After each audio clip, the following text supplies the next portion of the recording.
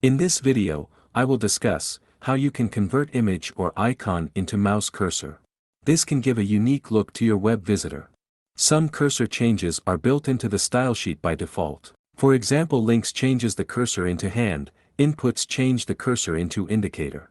Arrow is default cursor by every browser. Creating a custom cursor with CSS is a pretty straightforward process.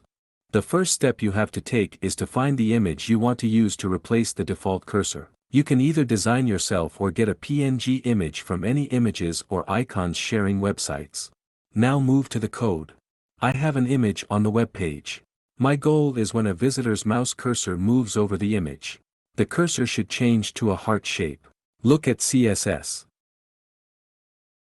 Here we will use the cursor property with two values, first the URL of an image and second the default cursor value. If in any case, the image does not load, the default cursor should be loaded instead of the custom cursor. Check the result in the browser. It's nice and working. Goodbye.